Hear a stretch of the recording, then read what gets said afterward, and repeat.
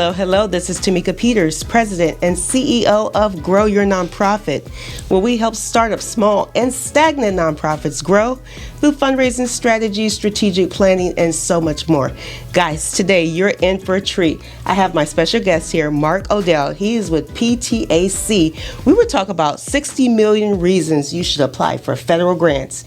This is an episode you do not want to miss. But before we get started, I'd like to thank the sponsors of my podcast. Trinity Life Foundation Naples, helping at-risk youth through their enrichment programs. AVID, that stands for the Associations of Haitians Living Abroad. They just opened an amazing support center right here in the beautiful Fort Myers, where they will help you with immigration support, utility billing, and English as a second language. Last but not least, Vaxtruth. They received a grant from the CDC to raise awareness of COVID-19 and vaccine resources in the Black and Brown communities. So guys, like I said, my special guest here, Mark. How are you doing, Mark? Doing great. It's a pleasure to be here, Tamika. Thanks for having me. Thank you so much for being here. You are a wealth of knowledge. So would you please start by sharing a little bit about your background and experience and how you came to work at PTAC and what you do there? Yeah, we'll step back and let's talk about what PTAC is, or was, I should say. It's PTAC was the Procurement Technical Assistance Center. We just transitioned. We're a division of the Department of Defense Office of Small Business Programs, and the mission goal is to assist normally for-profit businesses navigate the landscape to enable to be registered and receive certifications in order to qualify for government contracts. Just transitioned to what's called Apex Accelerators about a week and a half ago, so we'll see a little bit of name change out there, a little bit of excitement, a little change in the action over 30 years. Mm-hmm. But my background, Tamika, honestly, I'm a dorky engineer from upstate New York. Oh, wow. I was doing measurement and verification testing and engineering, and if we want to know anything about thermal fluid dynamics and combustion, I'm your guy. Wow. But also the business savvy side. So I actually learned government contracting in the government space the hard way about 30 years ago.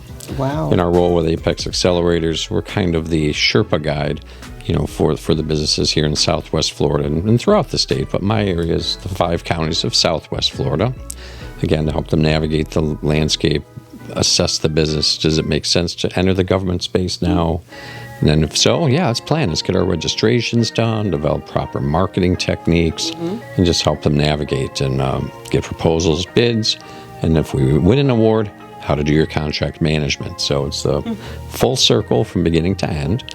And as we've spoken on the nonprofit side, it's very, very similar. And I love the title that you came up for this webinar. And this is kind of off the cuff, and maybe you can elaborate on that. But I'm so pleased to be here in Southwest Florida. I was recruited here post-COVID. We've done a lot of government contracting the hard way, as I said, back north. But we decided it's our exit strategy. It's time to close a business. We got our boys employed at our manufacturing facility and deciding, what do we do? So I get a call out of the blue about this role down here in Southwest Florida, and so pleased to be here. It's been very welcoming. We're so happy to have you, and we're so blessed to have you.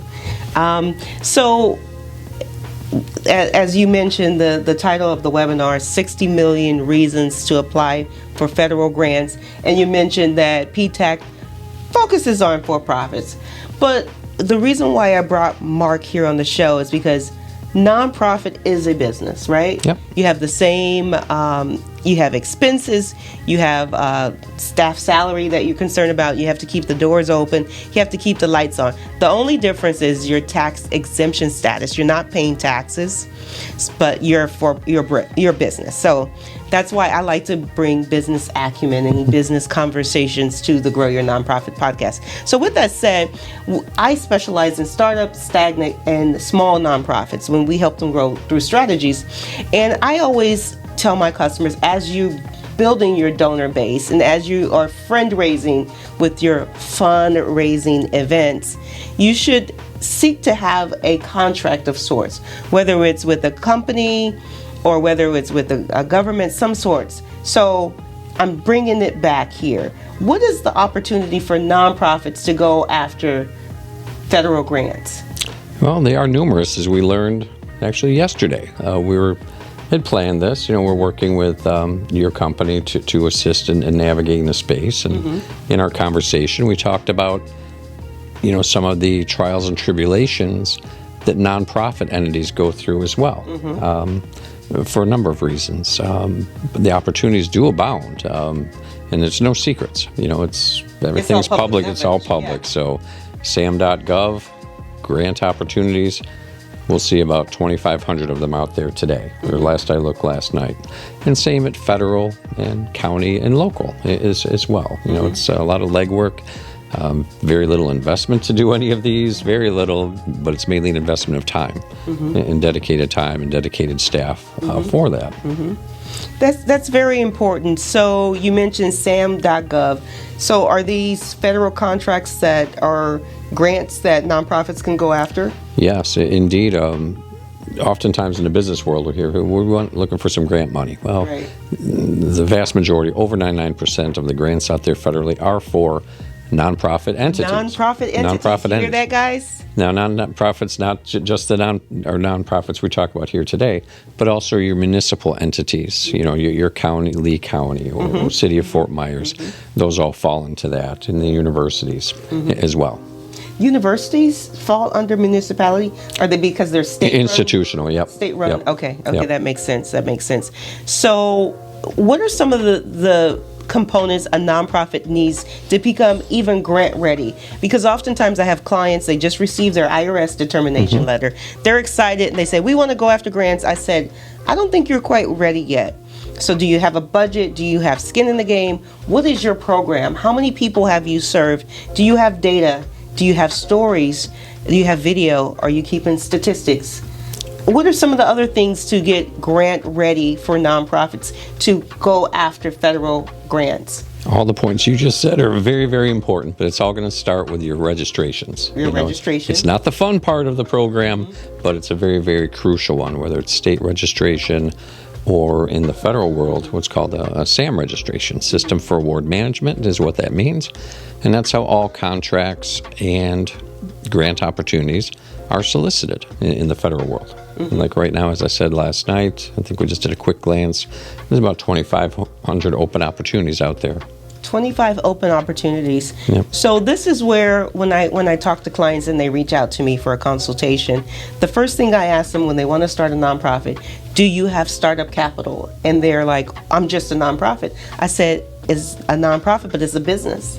So do you have startup capital to pay a consultant to help you get on your way with your strategic planning, coming up with the board matrix, educating your board, what is a nonprofit, how do we run it, and most importantly, how do we stay in compliance? Because we talked about this before we started recording, is that suppose the executive director goes away or your treasurer goes away and no one's filed the 990, and that's nonprofits tax returns. Guess what? 3 years in a row, the IRS will automatically revoke your nonprofit status.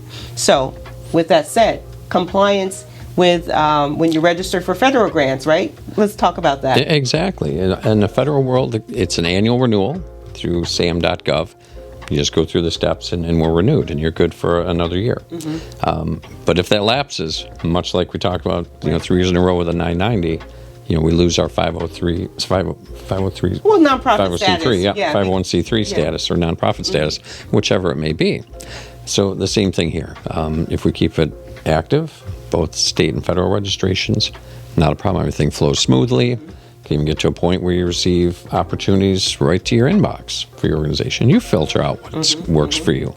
But if we lose it, it becomes very, very difficult to get back. And it does happen. I've assisted a number of them with this where, again, as you said, the executive director or the finance directors moved on into other positions, which wish them well, but they're the ones that held the keys. Yeah. And I also talked to this about my startups and the ones in place. We have our startup capital. We've achieved our nonprofit status. The next thing is we need to invest in an assistant so that we can work on our nonprofit, not in our nonprofit, to help scale, right? In order to elevate, we have to delegate. So after you fund your assistant position, actually, even before your assistant, I say the first thing you should outsource is your bookkeeping services, right? Exactly. So your bookkeeper could handle your 990, your profit and loss statements, reconciling your books on a monthly basis, and any of the federal grants, the entities that you're registered through, they could be in charge of that as well. So no matter who's at the helm, it continues. And that's called adding an administrator. Right. It's a step that's often overlooked that would really save a lot of the nonprofits out there a lot of problems down the road. So whether it's to the CPA or to the council of record, either one would be a very sage method to protect your account and allow the continuity so you can focus on the mission that you do in your nonprofit. Okay, so let's just say the nonprofit, they registered, we will use sam.gov as example. They were awarded a government grant. They received the grant. Let's talk about reporting and keeping that status. They renew on an annual basis. Let's talk about the reporting piece and the compliance piece with using those funds as they were awarded. Especially in the federal world, there will be audits from time to time, and they won't be instantaneous. Oftentimes it can be 2 years later from the General Accounting Office. So keeping our records, keeping everything diligent, and every grant they're all like snowflakes, honestly, Tamika. That's a little bit of flavor and change to each. Some might be milestone payments based on achieving milestones. Others might be lump sum. That'll all be in a statement of work, throughout the grant. But yes, staying in compliance, maintaining our registration, and good, accurate record keeping will keep it flowing. Rinse and repeat. Yeah. So how does one keep great records? If it's not written, it's not real. And if you question it, keep it. Keep everything is our big advice here for the day. Yeah, both electronically and hard copies. When I was a executive director for a particular nonprofit, no one taught me this. I just knew this is what I needed to do. So what I did was I purchased a binder, and then I had a tab for each of the areas the grant was awarded. So for programs, I had a certain amount for marketing, and I had a certain amount for administration. So I would have a tab for each of those, and every time I made a purchase and I received my invoice, I would automatically make a copy, put it in my book, and scan an electronic copy and have it. So we had to, at the end of the year, the grant cycle, so when it came to the grant reporting, all I had to do was put it all together and send it off. And it was no issue. There was no running to find receipts, and I had my spreadsheet to keep track of all of my expenses and made sure that it balanced out. That's absolutely right, and that's the picture-perfect way to do this. And that's one of your many suite of services and grow your nonprofit here. So take advantage of it, everyone. This is what's going to help, elevate the nonprofit to be able to focus on the mission that you want to do. So when we were talking about what would be the name of this particular podcast episode, and I suggested 60 million reasons to apply for federal grants, can you share with our audience, Michael, why did we choose 60 million reasons? Well, you used we very liberally. It was all you, Tamika, but we just fed the data. Yeah, we're a team. Well, in preparation for this, and we talked about this a few weeks ago, so yesterday afternoon I just took a quick cursory look, because I do this for the business sector often. We just exited the fiscal year of 2023, end of September, so now October 1st begins the new fiscal year. Interesting. So I was doing a little data dives. Again, it's all public, everyone. It's the government space. Public. There's no secrets. So in this case, we go to usaspending.gov, play with the database. No cost, no login. Just use it. In this case, we drilled down, I believe, we just pulled a report for grants that were in, we didn't specify a county, but I think we used Congressional District 19, Congressman Donald's district, just for baseline. Let's see, grants in Congressional District 19, and we ran the report. And of course, it was very lengthy. Yes. And a lot of which was to municipalities, as you would imagine, Lee County or City of Fort Myers, City of Cape Coral. So we just extracted those, and I think it left us with a list of don't remember how many agencies, maybe less than 60? Yeah, definitely less than 60. But the total was $60 million. Yeah, $60 million to our nonprofits here, paid by in the federal government, awarded in 2023. Right. And looking at that spreadsheet, I noticed one particular agency who had a bulk of it. And, you see the same names over and over again. So before we started recording this podcast, I said, well, why are these agencies going after the grants? And perhaps the smaller nonprofits, A, may not know about it, B, they may be intimidated to go after them, or C, maybe they just don't have the staffing and the time, because it's a full-time job to apply for grants. Or even the awareness. Right. They've many of our nonprofits here locally, they're comfortable. We're receiving funding probably from the county level, right, which may have stemmed from federal county flow to them, but there are plenty of direct federal opportunities as well, as we got to see. Nothing, right, we can't quantify what's not measured, and that's the dorky engineer in me talking. Right. But that, pulling that out yesterday was an eye-opener for me as well. Right. So it's very important. When I talk to nonprofits, I always talk about the importance of diversifying your funds. So this is one way. The grants, the federal grants, I know you can go after the low-hanging fruit, the local municipalities or local foundations after grants, but grants, donors, if you have one signature event, and if you have a program or service that you can get paid for, or even a contract. So diversifying your funds, because as we know, things change, right? We had the pandemic, we had a hurricane, so things change. So not only in your nonprofit life, your personal life, as well as your business life, we need to diversify our funding. Absolutely, whether it's in our private business, our private lives, or in this case, our nonprofits. Absolutely. So before we wrap up, Mark, are there any last words you'd like to? I know PTAC do not contact Mark about your nonprofit, because that's not something they specialize in. But is there any, I guess, overarching thing that sort of aligns with for-profit businesses that nonprofits that could perhaps take advantage of, that they're not aware of? Sure, and really it's just an investment of time. It really is what it comes down to.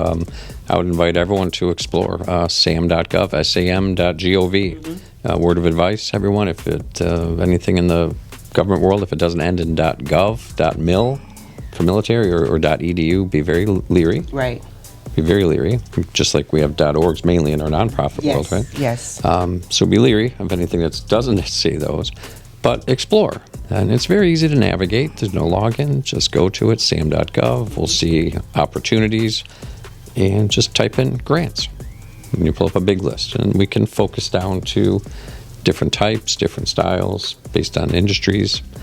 And again, usaspending.gov is the public source. Again, to drill down and see who got these 60 million. Yes. But I think it comes down to who's not only registered to be able to receive these, that's the biggest component, but who's applied, and we don't get what we don't ask for, right? Exactly. So we got to announce that we're there and we're interested, and it's okay if you don't get one.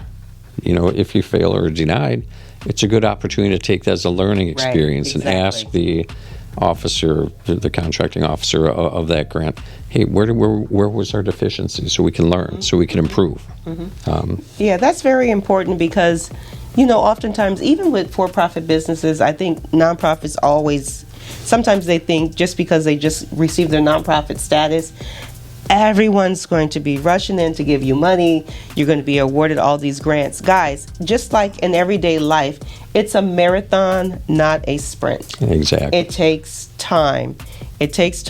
So, like Mark said, even if you're not approved for the grant, or even if a donor says no, it's experience that you're building, because we learn more from our failures than we do from our wins, right? We certainly do. Yeah. So that's very important. I'm not sure, is it appropriate to share your information on the screen if a for-profit business had a question for you, or we just we'll certainly, we'll make ourselves available, but we'll regardless, I'm sure there's got to be some other foundations. We just had this discussion, so pleased to be here to talk about this, even though in our role with business acceleration, in conjunction with my colleagues at Small Business Development Center, again, it's designed for-profits, but we always try to be assist wherever we can, anybody. Okay. So, well, thank you, Mark. So the reason why it was so important for Mark to be here, even though we touched on SAM.gov and other entities where nonprofits could apply for grants,